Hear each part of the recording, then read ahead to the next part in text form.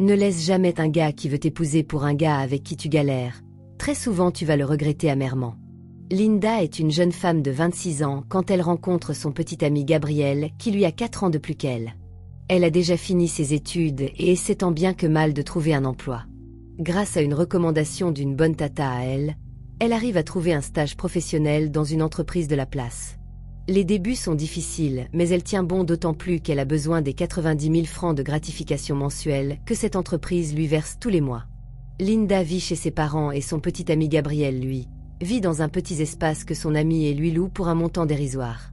Vous l'aurez deviné, Gabriel est un chômeur patenté, mais cela ne semblait absolument pas déranger Linda car pour elle dans la vie, il fallait bien commencer quelque part et ce n'était pas de la faute de Gabriel s'il était né d'une famille pauvre. Il n'était pas un privilégié, mais elle savait que c'était un garçon intelligent qui finirait par briller dans la vie. Elle avait rencontré quelqu'un à son travail qui lui faisait de l'œil. Il était instruit et cultivé. Il l'aimait beaucoup et lui demandait souvent s'il pouvait la déposer en rentrant, lui faisait des compliments sur son physique, sur sa façon de s'habiller. Bref, vous aurez compris, c'était un prétendant. Pendant les 10 premiers mois, cette personne lui faisait des avances masquées, des mains levées par-ci, de petites missions rémunérées par-là. Mais un jour, à force d'insister et juste pour lui faire plaisir, elle accepta un rendez-vous. C'était un vendredi soir après le travail. Elle ne voulait pas que ça fasse dîner romantique, donc elle a demandé qu'ils aillent s'asseoir dans un endroit assez simple et discret pour discuter. Notons que le gars avait tellement insisté et était tellement gentil que pour elle, elle lui devait au moins ça. Le gars lui dit « Écoute, tu es une grande fille, je ne vais pas te faire de dessin. Tu me plais énormément et j'ai développé de profonds sentiments pour toi. Je ne suis pas dans une démarche de séducteur. Je ne suis pas là pour nous faire perdre notre temps. Je te veux comme petite amie et très bientôt comme femme si tu m'en donnes l'opportunité. Je me vois me construire à tes côtés et je pense être celui-là qui pourra te faire passer à un autre niveau dans ta vie. » Elle savait qu'il était sincère mais n'était pas forcément intéressé. Son petit ami était lui aussi très attentionné. Tous les matins il lui envoyait des messages, l'appelait et autres. Même s'il ne lui disait pas ces mots aussi bien que son collègue, elle le mettait sur le dos de la pauvreté parce que oui, un homme qui n'a rien ne peut pas venir se mettre devant les gens et parler de mariage et évolution par peur qu'on le prenne pour un baratineur.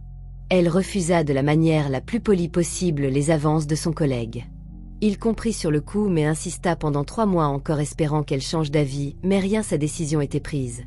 6 mois après, ce monsieur a eu un contrat au Canada et est parti. Les premiers mois il lui écrivait, lui faisant de petits coucous, puis plus rien, et récemment il s'est marié aux dernières nouvelles. On peut comprendre, il n'allait pas l'attendre indéfiniment.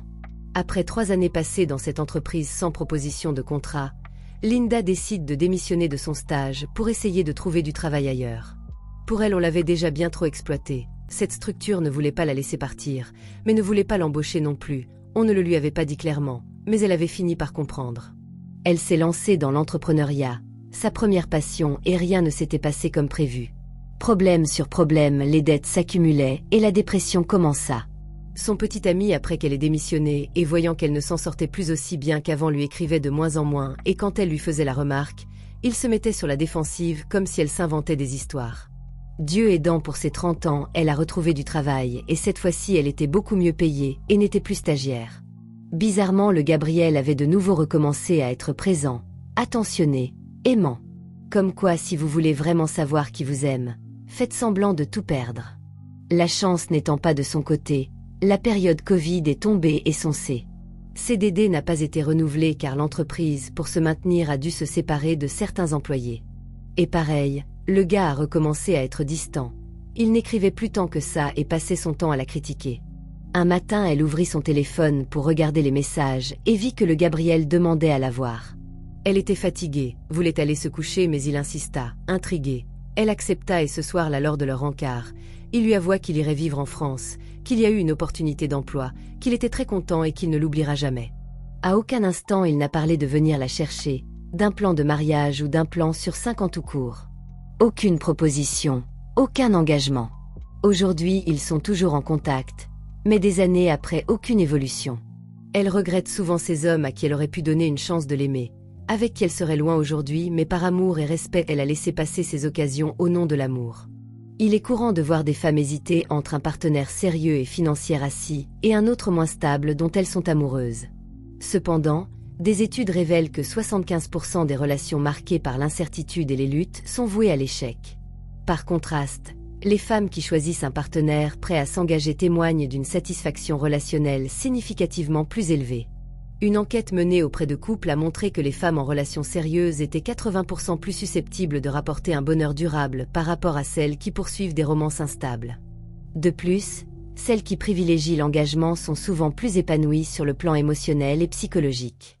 Les statistiques soulignent ainsi que fuir un partenaire sérieux pour une relation instable peut entraîner un sentiment de perte et de regret.